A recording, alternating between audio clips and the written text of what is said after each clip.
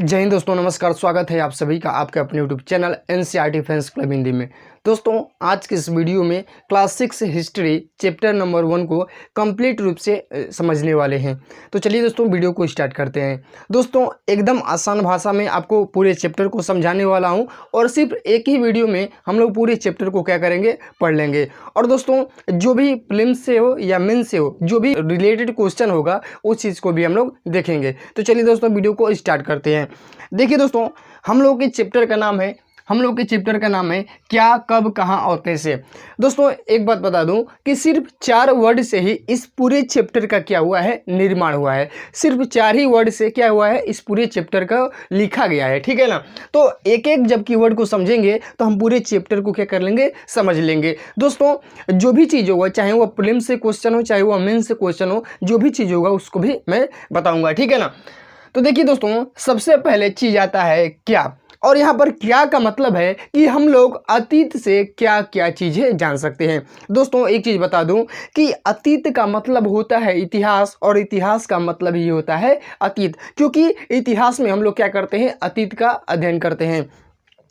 तो यहाँ पर कह रहा है क्या, यानी हम लोग अतीत के बारे में क्या क्या जान सकते हैं। जब हम इतिहास पढ़ेंगे तो हम लोगों को क्या क्या जानकारी हो सकती है। ठीक है ना।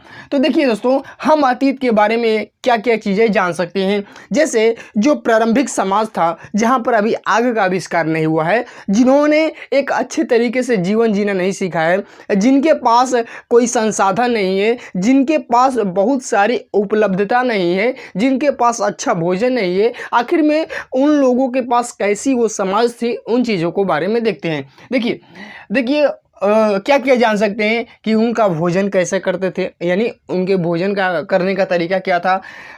उसके बाद आवास, कैसे घरों में रहते थे, स्थिति कहाँ पर रहते थे, संस्कृति यानी उनका खान पान, रहन सहन, वेशभूषा, क्या खाते थे, क्या पहनते थे, कैसे रहते थे, ये चीज़ें।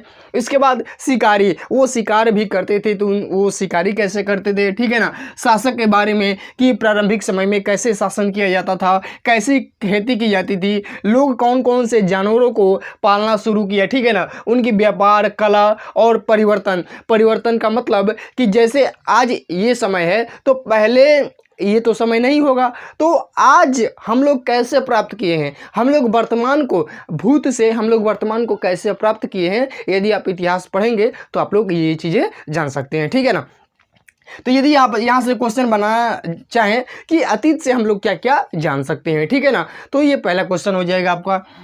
अब देखिए, दूसरा चीज़ है कहाँ। कहाँ का मतलब होता है लोकेशन, लोकेशन का मतलब होता है स्थिति, लोग कहाँ कहाँ रहते हैं। दोस्तों, जब समय बदला होगा तो लोगों ने भी क्या किया होगा, अपने स्थिति में, अपनी जगहों में क्या किया होगा, परिवर्तन किया होगा। तो अलग अलग समय में लोगों ने अलग अलग जगहों पर क्या किया, निवास किया। तो चलिए उस चीज़ को जानते हैं। कहाँ का मतलब है लोगों की स्थिति, यानी लोग कहाँ कहाँ रहते थे। तो देखिए, सबसे पहले आरंभ में मानो नर्मदा नदी के तट पर रहता था। ठीक है ना। जो आरंभिक मानव था, यानी सबसे पहले आरंभ में मानव कहाँ रहना स्टार्ट किया, नर्मदा नदी के तट पर। और जो ये थे ना, जो आरंभ में मानव थे ना, वो क्या थे, आखेटक थे। और क्या थे, संग्राहक थे। आखेटक का मतलब होता है शिकार करने वाला। देखिए, आखेट का मतलब होता है शिकार। ठीक है ना। आखेट का मतलब क्या होता है, शिकार, और आखेटक का मतलब क्या होता है, शिकारी, यानी जो शिकार को पकड़ता है उसको क्या कहते हैं, आखेटक कहते हैं। उसके बाद दूसरा है संग्राहक। संग्राहक का मतलब होता है जो चीज़ों को क्या करता हो, इकट्ठा करता हो। ठीक है ना। जैसे कि हम चीज़ों को यदि इकट्ठा करने लगेंगे तो हम लोग क्या हो जाएंगे, आखेटक। तो दोस्तों, आखेटक और संग्राहक थे। ठीक है ना। यानी शिकार करके अब अपना पेट पालने वाले थे, और क्या किए थे, अब धीरे धीरे जो खाने वाला चीज़ है उसको क्या करने लगते थे, इकट्ठा करने वाले हो गए। ठीक है ना। अब देखिए क्या क्या खाते थे, जड़, मूल और फल, जो भी प्राकृतिक चीज़ में उगता था, क्योंकि अभी तक इनको कृषि का भी आइडिया नहीं है, इनके पास कृषि का करने का कोई क्या है, तरीका नहीं है, संसाधन नहीं है। तो जो प्राकृतिक चीज़ थी उस पर क्या करते थे, ये निर्भर रहते थे। तो दोस्तों, यदि आपसे क्वेश्चन पूछा जाए कि आखेटक और संग्राहक का संबंध किस नदी से है, तो क्या बताएंगे, नर्मदा नदी से। दूसरा यदि लोकेशन की बात किया जाए, दूसरी स्थिति की बात किया जाए, तो हमारे भारत के उत्तर पश्चिम में पाकिस्तान स्थित है और वहीं पर है क्या, सुलेमान और किरधर पहाड़ी। सुलेमान और किरधर पहाड़ी के इससे क्या क्वेश्चन बनेगा, तो देखिए इसमें ये बात है कि 8000 वर्ष पूर्व, 8000 वर्ष पूर्व स्त्री और पुरुषों ने गेहूं और जौ उपजाना शुरू किया। ठीक है ना, सुलेमान और किरधर पहाड़ी में 8000 वर्ष पूर्व स्त्री और पुरुषों ने क्या किया, गेहूं और जौ उपजाना शुरू किया। अब देखिए दोस्तों, यदि पूछा जाए कि गेहूं उपजाने का जो साक्ष्य मिलता है वो कहाँ से मिलता है, तो आप क्या बताओगे, मेहरगढ़ से मिलता है। ठीक है ना, गेहूं उपजाने का साक्ष्य कहाँ से मिलता है, तो क्या बताओगे दोस्तों, बताओगे आप मेहरगढ़। ठीक है ना। अगला बात किया जाए पालतू पशु, इन्होंने पालतू पशु के रूप में कुछ चीज़ों को अपनाया। कौन कौन है, भेड़, बकरी, गाय, बैल। और देखिए दोस्तों, ये लोग उन्हीं चीज़ों को अपनाएंगे जो इनसे थोड़ा क्या मिले, थोड़ा लाभ इनको मिल सके। ठीक है ना। अगला बात किया जाए तो जो यहाँ पर निवास करने वाले लोग थे वो क्या थे, ग्रामीण थे, यानी गांव में रहने वाले थे। ये चीज़ें हो गया सुलेमान और किरधर पहाड़ी से। 8000 वर्ष पूर्व स्त्री और पुरुषों ने गेहूं और जौ उपजाना शुरू किया। जो प्राचीनतम साक्ष्य है वो कहाँ से मिलता है, गेहूं का मेहरगढ़ से। और पालतू पशु के रूप में इन्होंने ये चीज़ें बनाया और ये क्या थे, ग्रामीण थे। अगला बात किया जाए गारो और विंध्य पहाड़ी। गारो और विंध्य पहाड़ी, भारत के उत्तर पूर्व में क्या है, गारो है और ये क्या है, एक पहाड़ी है, और विंध्य भी क्या है, पहाड़ी है। अब देखिए गारो और विंध्य पहाड़ी के में ही क्या हुआ, कृषि का विकास हुआ। कृषि का विकास कहाँ हुआ, गारो और विंध्य पहाड़ी में कृषि का क्या हुआ, विकास हुआ। अब देखिए सबसे पहले चावल उपजाया गया विंध्य के उत्तर में सबसे पहले क्या किया गया, चावल उपजाया गया। यदि आपसे पूछा जाए कि चावल का जो सबसे प्राचीनतम साक्ष्य है वो कहाँ से मिलता है, तो क्या बताओगे, कोल्डिहवा से मिलता है। ठीक है ना, क्या बताओगे, कोल्डिहवा से मिलता है। अगला लोकेशन की बात किया जाए तो सिंधु और सहायक नदी। ठीक है ना, सिंधु और सहायक नदी के तट पर क्या हुआ, 4700 वर्ष पूर्व क्या हुआ, आरंभिक नगर फले फूले। ठीक है ना, सिंधु और उसकी सहायक नदी के तट पर क्या हुआ, 4700 वर्ष पूर्व क्या हुआ, आरंभिक नगर धीरे धीरे क्या होने लगे, फलने फूलने लगे। और आरंभिक नगर ही क्या है, प्रथम नगर है। ठीक है ना, आरंभिक नगर या प्रथम नगर, ठीक है ना, क्या करने लगे, फलने फूलने लगे, यानी धीरे धीरे इनका क्या होने लगा, विकास होने लगा। अगला लोकेशन की बात किया जाए तो गंगा और उसके सहायक नदी, जो गंगा नदी है और जो उसकी सहायक नदी है, इसके तट पर क्या हुआ, 2500 वर्ष पूर्व क्या हुआ, नगरों का विकास होना शुरू हो गया। तो दोस्तों ये रहा लोकेशन। यदि बात किया जाए एक और लोकेशन की, तो गंगा नदी और प्लस सोन नदी है। गंगा नदी और सोन नदी है। अब देखिए गंगा नदी का जो दक्षिणी क्षेत्र है, जो गंगा नदी है और उसका जो दक्षिण वाला क्षेत्र है, उसको प्राचीन समय में मगध के नाम से जाना जाता था। ठीक है ना, और वर्तमान समय में आपका क्या है, बिहार है। ठीक है ना, वर्तमान समय में उसे हम क्या जानते हैं, बिहार के नाम से जानते हैं। तो दोस्तों इतना चीज़ें हो गया। देखिए दोस्तों, जब धीरे धीरे समय बदला, धीरे धीरे समय में परिवर्तन हुआ, जब समय आगे बढ़ा तो लोग अब क्या किए, एक जगह से दूसरे जगह भी जाना स्टार्ट कर दिए, यानी अपनी स्थिति को छोड़कर दूसरे स्थिति में जाना और रहना शुरू कर दिए। अब देखिए दोस्तों, यानी कहा जाए तो लोग क्या करने लगे, यात्राएं करने लगे, जगह जगह अलग अलग स्थानों पर लोग क्या करने लगे, यात्राएं करने लगे। अब बात आती है कि आखिर में कौन सा ऐसा कारण होगा कि लोग यात्राएं करना शुरू किए होंगे। तो देखिए लोग क्यों यात्राएं करते थे, इसका कारण क्या है, तो देखिए काम की तलाश में, जब लोगों को काम नहीं मिलता था तो काम की तलाश में लोग क्या करते थे, एक जगह से दूसरी जगह जाते थे, यानी यात्राएं करते थे। अगला चीज़ की बात किया जाए तो प्राकृतिक आपदा। यदि यहाँ पर कोई प्राकृतिक आपदा हो गया, बाढ़ हो गया, ठीक है ना, सूखा हो गया, ठीक है ना, आ गया, तो लोग इस स्थान को छोड़कर क्या चले जाते थे, दूसरे स्थानों तक चले जाते थे। तो दूसरा कारण ये हो गया। तीसरा कारण व्यापार की तलाश में, सामानों को बेचने के लिए क्या करते थे, लोग दूसरे जगह जाते थे। अब है सेना। देखिए दोस्तों, जब कोई शासक होता था, किसी दूसरे क्षेत्र पर क्या करता था, कब्जा करता था, दूसरे क्षेत्र पर क्या करता था, कब्जा करता था, तो सेना क्या करती थी, एक स्थान से दूसरे स्थान तक क्या करती थी, जाती थी, यात्रा करती थी। अगला चीज़ है धर्म प्रचार। यदि किसी को धर्म प्रचार करना होता था, अपने धर्म का प्रसार करना होता था, तो अभी एक स्थान से दूसरे स्थान तक जाता था। यदि नए स्थानों की खोज करना होता था तो लोग नए स्थानों की खोज के लिए एक स्थान से दूसरे स्थान तक जाते थे। ठीक है ना। अब जैसे कहा जाए अमेरिका की खोज हुआ, भारत की खोज हुआ, तो क्या हुआ, नए स्थान की खोज के लिए नए लोग क्या किए, यात्राएं। तो ये पूरा इतिहास पढ़ रहे हैं, ये पूरे इतिहास को ओवरव्यू कर रहे हैं, ठीक है ना, कि हम लोग आखिर में ऐसा क्यों करते हैं, लोगों ने यात्राएं क्यों करना शुरू कर दिया, ठीक है ना। अगला चीज है धर्मगुरु। अपनी शिक्षा का प्रचार करने हेतु क्या करते थे, धर्मगुरु एक स्थान से दूसरे स्थान तक जाते थे, ठीक है ना। तो हम लोग एक इतिहास के समझ को विकसित कर रहे हैं कि लोगों ने क्या, कब, कहाँ, कैसे, आखिर में कैसे रहना स्टार्ट किया, कैसे समाज का विकास हुआ, कैसे लोग यात्राएं करने लगे, एक स्थान से हम दूसरे स्थान तक कैसे जाने लगे, ठीक है ना। तो ये चीज़ें हम लोग समझ रहे हैं। अगला चीज़ बात किया जाए, आखिर में जब लोग यात्राएं करते हैं तो हमको लाभ क्या मिलता है। जैसे कि हम एक स्थान से दूसरे स्थान तक जाते हैं तो हम लोग को लाभ क्या मिलता है। अभी मैं आपसे क्वेश्चन पूछूं कि आप चले जाइए अमेरिका, चले जाइए दुबई, चले जाइए, यानी आप यदि अपने देश को छोड़कर दूसरे देश में चले जाइए, 1 साल रह लीजिए, तो आपको क्या लाभ मिलेगा।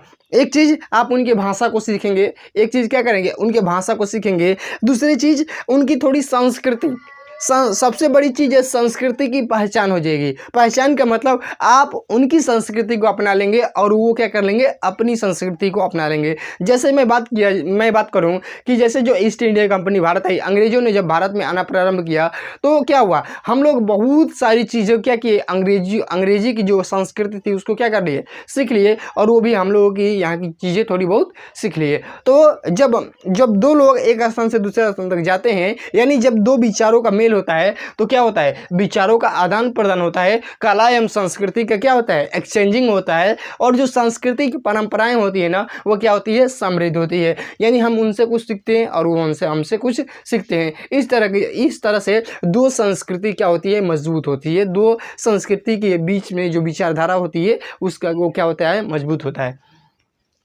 इतना चीज़ हो गया। अब देखिए अगला चीज़ है आपके किताब में कि देश का नाम, हम लोगों के देश का नाम कैसे पड़ा। तो देखिए दोस्तों, 2 नाम है आपके जो 6 का एनसीईआरटी, उसमें 2 नाम दिया है, इंडिया और भारत। तो देखिए इंडिया कैसे आया, ये इंडिया शब्द कैसे आया। देखिए इंडिया जो है वो इंडस से निकला है। इंडस से क्या निकला है, इंडिया निकला है। तो जो इंडस है, जो इंडस से इंडिया निकला है, लेकिन जो इंडस है वो संस्कृत में किस नाम से जाना जाता है, सिंधु, ठीक है ना। इंडस को हम लोग संस्कृत में किस नाम से जानते हैं, सिंधु। अब देखिए 2500 वर्ष पूर्व में ईरानियों और यूनानियों का आगमन होता है, और जो ईरानी थे और जो यूनानी थे, इन्होंने सिंधु को क्या कहा, हिंदोस कहा या इंदोस कहा, ठीक है ना। मैंने कहा कि इंडिया किससे निकला है, इंडस से, और इंडस को संस्कृत में क्या कहते हैं, सिंधु कहते हैं। अब देखिए क्या हुआ कि 2500 वर्ष पूर्व में ईरानी आए और यूनानी आए, इन्होंने क्या कहा, सिंधु को सिंधु ना कहकर उसको क्या कहा, हिंदोस कहा या इंदोस कहा, और इसके पूर्व के भूमि प्रदेश को, यानी जो सिंधु नदी है इसके पूर्व में जो हम लोग रहते हैं, इस पूरे प्रदेश को क्या कह दिया, इंडिया कह दिया, ठीक है ना। यानी सिंधु नदी के पूर्व में जो पूरा का भूमि प्रदेश है, यानी जो पूरा का आज भारत है, उसको क्या कह दिया इन्होंने, इंडिया कह दिया। अब देखिए भारत का नाम, देखिए भारत का नाम कैसे पड़ा। तो भारत क्या है कि उत्तर पश्चिम में लोगों का एक समूह था, ठीक है ना। उत्तर पश्चिम में माना जाता है कि प्रारंभ समय में उत्तर पश्चिम में लोगों का एक समूह था। भारत नाम से लोगों का एक क्या था, समूह था, उसी के नाम पर क्या पड़ गया, भारत नाम पड़ गया। अब देखिए जो ये चीज़ कहा जा रहा है, इसका साक्ष्य देखिए कैसे मिलता है। 3500 वर्ष पूर्व में संस्कृत की आरंभिक कृति, 3500 वर्ष पूर्व में जो संस्कृत की आरंभिक कृति है यानी ऋग्वेद है, उसमें इसका क्या मिलता है, प्रमाण मिलता है, ठीक है ना। तो दूसरा क्वेश्चन यहाँ से तैयार होगा, संस्कृत की आरंभिक कृति कौन है, यानी संस्कृत में जो लिखा गया है, जो पहला रचना किया गया है, जो पहली कृति है वो क्या है, ऋग्वेद है। तो दोस्तों इतना देख लिए, अब चलिए हम लोग आगे चलते हैं। तो चलिए अब हम लोग देखते हैं कि कैसे, यानी हम लोग अतीत के बारे में कैसे जान सकते हैं, आखिर में कौन कौन से ऐसे स्रोत हैं जो हमें अतीत के बारे में बताते हैं। तो देखिए दोस्तों, अतीत के बारे में जानने के कितने स्रोत हैं। देखिए कैसे का मतलब हम लोग कैसे जान सकते हैं, आखिर में कौन कौन से ऐसे स्रोत हैं जिनके द्वारा हम लोग जान सकते हैं कि अतीत में क्या क्या चीज़ें था, कैसा समाज था, क्या की चीज़ें, परंपराएं, जो भी राजा रानी थी वो कैसी थी। तो देखिए स्रोत क्या होता है, जो स्रोत होता है, जो रिसोर्सेस होते हैं वो क्या होते हैं, इतिहास की पुनः रचना करने में क्या करते हैं, मदद करते हैं, ये अपना योगदान को निभाते हैं। जैसे कि आज हम लोग इतिहास पढ़ रहे हैं, चाहे जो भी प्राचीन इतिहास है, जो भी चीज़ें हैं वो क्या चीज़ है, वो सब क्या है, स्रोत ही है ना। आखिर में हम लोग को कहीं ना कहीं से कोई चीज़ें मिला है, कहीं से साक्ष्य मिला है, कहीं से कोई ना कोई प्रमाण मिला है, उसी के आधार पर हम लोग क्या किए हैं, इतिहास की रचना किए हैं। तो देखिए जो स्रोत होते हैं वह इतिहास की पुनर्रचना करने में क्या करते हैं, अपने महत्वपूर्ण भूमिका को निभाते हैं, ठीक है ना। अब देखिए स्रोत की बात की जाए तो आपके जो बुक में दिया है वो है पांडुलिपि और क्या है, अभिलेख। दो चीज़ों को आपको पढ़ना है। तो देखिए दोस्तों पांडुलिपि के बारे में जानते हैं। देखिए एक एक चीज़ को ध्यान से सुनिएगा, यहाँ से बहुत बढ़िया बढ़िया क्वेश्चन बन सकते हैं। देखिए पांडुलिपि जो शब्द है वह किससे बना है, मैन्युस्क्रिप्ट से बना है। पांडुलिपि किससे बना है, मैन्युस्क्रिप्ट से बना है, और जिसका मतलब होता है हाथ से लिखना। यानी जो पांडुलिपि होती है वो क्या होती है, हाथ से लिखी हुई होती है। अब देखिए जैसे ताड़पत्र हो गया, ठीक है ना, या भोजपत्र हो गया, जो हिमालय क्षेत्र में मिलता है, उस पर क्या किया जाता था, लिखा जाता था, ठीक है ना। अब देखिए जो पांडुलिपि कहाँ से प्राप्त होती है, तो पांडुलिपि हम लोग को मंदिरों और बिहारों से क्या हुई है, प्राप्त है या प्राप्त होती है, ठीक है ना।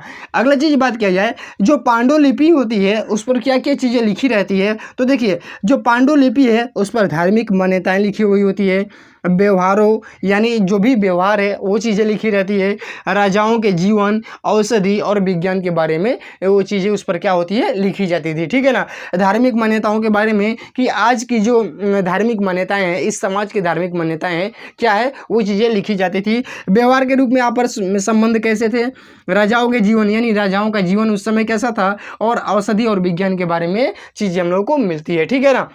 अगला चीज़ है महाकाव्य, कुछ रचना भी हुई है, महाकाव्य कविताएं और नाटक क्या लिखा जाता था, इस पांडुलिपि पर भी लिखा जाता था।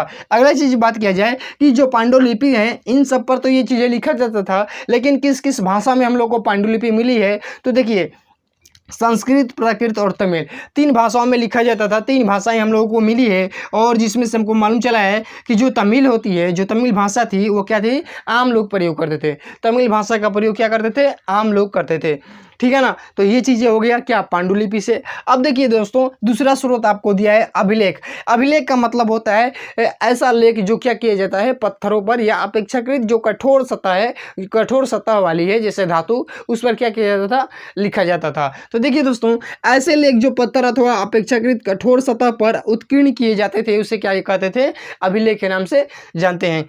और देखिए अभी हम लोग जानेंगे दोस्तों शिलालेख, स्तंभ लेख, क्या क्या होता है, गुहा लेख, अलग अलग चीज़ें हैं। तो क्या क्या चीज़ें होती हैं अभी मैं बता रहा हूँ। देखिए दोस्तों जो अभिलेख है, अभिलेख की बात किया जाए तो देखिए कह रहा है शासक अन्य लोग आदेशों को उत्कीर्ण कराते थे।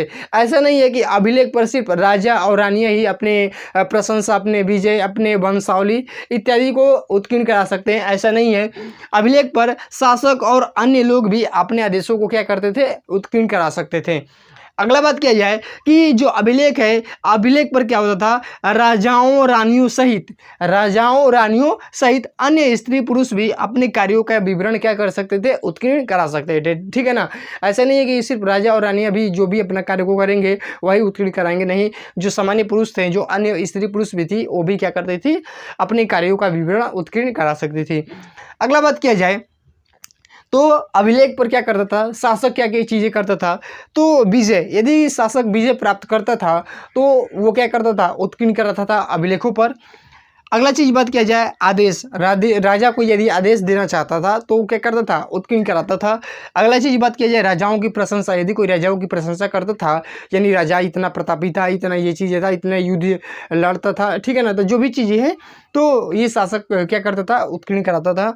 अगला चीज बात किया जाए वंशावली, राजा अपने वंशावली को भी क्या करता था, अभिलेखों पर उत्कीर्ण कराता था, ठीक है ना। तो चलिए अब हम लोग आगे देखते हैं। तो अब चलिए हम लोग तिथियों का मतलब समझते हैं। जो सबसे अंत में है वो चीज़ें तिथियों का मतलब, हम लोग तिथियों को कैसे पहचानते हैं, ठीक है ना, तिथियों की गणना कैसे करते हैं। उससे पहले मैं आपको एक चीज़ दिखा रहा हूँ, जो आप देखिए इसमें ये है क्या, ये क्या है, पांडुलिपि का है एक चित्र, ठीक है ना। इसमें एक पांडुलिपि को दिखाया गया है। अगला चीज़ की दिखाया जाए तो इसमें देखिए एक क्या है, पत्थर का टुकड़ा है या कुछ मान लीजिए कोई कठोर सतह है धातु की, इस पर क्या है, ये अभिलेख है। अब देखिए इसमें क्या लिखा है कि ये किसका है, अशोक का है, ठीक है ना, सम्राट अशोक का ये अभिलेख है। ये अशोक का अभिलेख है, अशोक का क्या है, अभिलेख है जो अशोक ने उत्कीर्ण कराया था। और हमको ये कहाँ से मिला है, अफगानिस्तान के कंधार जिला से मिला है।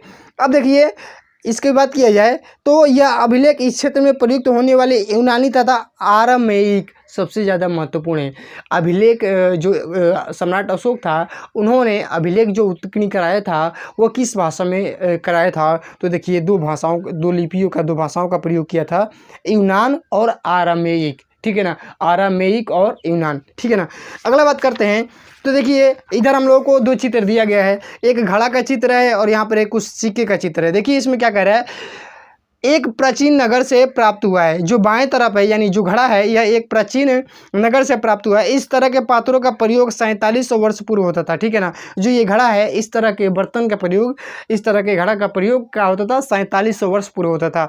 आगे कह रहा है दाईं ओर एक चांदी का टुकड़ा है, इस तरह के सिक्कों का प्रयोग 2500 वर्ष पूर्व होता था, ठीक है ना दोस्तों, ये चीज़ें हैं। अब सबसे लास्ट में हम लोग जानते हैं, सबसे लास्ट में जानते हैं कि तिथियों का मतलब क्या होता है। उसके बाद हम कुछ शब्दावली को देखेंगे। देखिए कब हमेशा जानते हो कि कब हमेशा समय को बताता है और समय का मतलब क्या होता है, तिथि। तो देखिए दोस्तों तिथियों को हम लोग कैसे गिनते हैं, कैसे तिथियों की गणना करते हैं। देखिए वर्ष की गणना करने के लिए वर्ष की गणना किससे की जाती है, ईसाई धर्म के एक प्रवर्तक थे। वर्ष की गणना हमेशा ईसा मसीह के जन्म से करते हैं और ईसा मसीह क्या थे, ईसाई धर्म के प्रवर्तक थे। तो वर्ष की गणना ईसाई धर्म के प्रवर्तक ईसा मसीह के जन्म से हम लोग करते हैं। देखिए एक पूरा हम लोग टाइम लाइन माने हैं और बीच वाले समय को हम लोग क्या माने हैं, जीरो माने हैं। और यही ईसा मसीह का जन्म है। ईसा मसीह के जन्म को हम लोग क्या मानते हैं, शून्य मानते हैं। यानी ईसा मसीह का जब जन्म हुआ था तो उसको क्या मानते हैं, हम जीरो मानते हैं। ईसा मसीह के जन्म के बाद का जो समय है उसको क्या कहते हैं, ईसवी कहते हैं, ठीक है ना, ईसवी कहते हैं। और ईसा मसीह के जन्म से पहले जो भी समय होता है उसको क्या कहते हैं, ईसा पूर्व। यानी ईसा के जन्म से पूर्व वाले समय को क्या कहते हैं, ईसा पूर्व कहते हैं। और ईसा के जन्म के बाद वाले समय को क्या कहते हैं, ईसवी कहते हैं। ईसवी को हम लोग एडी से भी लिखते हैं, जिसका मतलब क्या होता है, एनो डोमिनी होता है। और एडी की जगह पर हम लोग जो इंटरनेशनल लेवल पर प्रयोग करते हैं वो क्या होता है, कॉमन एरा, ठीक है ना। अब देखिए दोस्तों जो ईसा पूर्व होता है उसको हम बीसी से संकेत में करते हैं। बीसी का मतलब होता है बिफोर क्राइस्ट, यानी जो या कभी कभी कह देते हैं बिफोर क्रिसस, यानी क्रिसस यानी ईसा मसीह के जन्म से पहले। जो बीसी है इसको हम लोग क्या लिख सकते हैं, बीसीई यानी बिफोर कॉमन एरा, ठीक है ना। तो दोस्तों ये रहा का पूरा क्या, तिथि का मतलब। दोस्तों मैं एक बार और बता दे रहा हूँ, जो शून्य होता है जब ईसा मसीह का जन्म होता है उसको हम क्या मान लेते हैं, शून्य मान लेते हैं, ठीक है ना। ईसा मसीह के जन्म के बाद वाले समय को ईसवी लिखते हैं और ईसवी को हम लोग अलग अलग संकेतों से लिखते हैं। ईसा मसीह के जो जन्म की पहले वाली घटना है उसको हम लोग क्या लिखते हैं, ईसा पूर्व से लिखते हैं, ठीक है ना। और इसको हम लोग बीसी और बीसीई से इंडिकेट करते हैं। अब देखिए दोस्तों कुछ शब्दावलियाँ हैं, हम लोग उसको समझ लेते हैं। देखिए पूरा तत्व का मतलब क्या होता है। देखिए पूरा का मतलब होता है प्राचीन और तत्व का मतलब होता है तत्व, यानी जो भी हम लोगों को प्राचीन मिले हैं, जो भी हम लोगों को जमीन से उत्खनन हुआ है और जमीन से उत्खनन हुआ है तो जो भी प्राचीन वस्तुएं मिली है वो क्या कहलाती है, पूरा तत्व मिली है, उसे पूरा तत्व कहते हैं, ठीक है ना। जो भी खुदाई से हम लोगों को प्राचीन वस्तुएं मिली है, चाहे वह मकान हो, भवन हो, चाहे जो भी हो, सिक्के हो, जो भी चीज़ें मिली हैं और कपड़ा लता जो भी चीज़ें मिली हैं वो क्या होती है, पूरा तत्व यानी प्राचीन वस्तुएं जो हमें ज़मीन से खुदाई के दौरान मिली है। और जो उनका अध्ययन करते हैं, देखिए दोस्तों इसको कैसे लिखेंगे, जो भी वस्तुएं, वे वस्तुएं जो खुदाई के पश्चात ज़मीन से मिली हुई है उसको पुरातत्व कहते हैं। और जो भी पुरातत्व का अध्ययन करता है उसको क्या कहते हैं, पुरातत्वविद या पुरातत्ववेत्ता। यानी ज़मीन से खुदाई के बाद मिली हुई प्राचीन अवशेषों का अध्ययन करने वाले को हम लोग पुरातत्ववेत्ता या पुरातत्वविद कहते हैं, ठीक है ना। पुरातत्वविद का मतलब होता है पुरानी वस्तुओं का अध्ययन करने वाला। अगला चीज़ है पुरातत्व विज्ञान। देखिए एक ऐसा विज्ञान जो पुरानी चीज़ों को क्या करता है, उत्खनन के दौरान उसको क्या करता है, अवशेषों को अध्ययन करता है और उसे जो प्रारंभिक समाज है उसके बारे में बताता है, उसके जीवन शैली के बारे में बताता है, उसके जीवन के बारे में बताता है। वो चीज़ क्या होता है, पुरातत्व विज्ञान। एक ऐसा विज्ञान जो पुरानी वस्तुओं का शोध करता है और उससे प्रारंभिक समाज के बारे में बताता है, उस समाज के जीवन के बारे में बताता है, वैसा विज्ञान क्या कहलाता है, तथा तत्व विज्ञान। अगला चीज़ है जीवाश्म। जो पृथ्वी पर हमको लंबे समय तक जीवों के अंश जो पाए जाते हैं, पृथ्वी पर लंबे समय तक जो जीवों के अवशेष पाए जाते हैं वो क्या कहलाते हैं? जीवाश्म कहलाते हैं। जैसे कि हड्डी है, और हड्डी ही क्या है? जीवाश्म है। शिलालेख, देखिए बड़े बड़े पत्थरों पर क्या, जो बड़े बड़े पत्थर होते हैं उस पर जो लेख लिखा जाता है उसको क्या कहते हैं? शिलालेख कहा जाता है। और जो खंभे जैसे होते हैं, जो खंभे जैसे होते हैं उस पर जो लिखा जाता है लेख, वो क्या कहलाता है? स्तंभ लेख कहलाता है। तो दोस्तों ये पूरा का पूरा चैप्टर क्या हुआ? आपका समाप्त हुआ, ठीक है ना। अब देखिए दोस्तों, जो जैसा भी आप लोग सजेस्ट करना चाहते हैं, जो भी चीज़ें आपको यदि कोई दिक्कत हो रही है पढ़ने में, तो आप कमेंट में लिख सकते हैं, मैं उस पर वीडियो बना दिया करूँगा। देखिए दोस्तों, पढ़ने के साथ साथ हम लोग को यूपीएससी जो प्रिपरेशन है उससे रिलेटेड भी क्या करना है? गाइडलाइन से लेते रहना है, ठीक है ना। तो दोस्तों वीडियो कैसा लगा कमेंट में अवश्य बताइएगा। वीडियो को अपने दोस्तों के साथ शेयर करिएगा, और इस चैनल पर नए हैं तो चैनल को जरूर सब्सक्राइब कर लीजिएगा। दोस्तों वीडियो देखने के लिए आप सभी का बहुत बहुत धन्यवाद।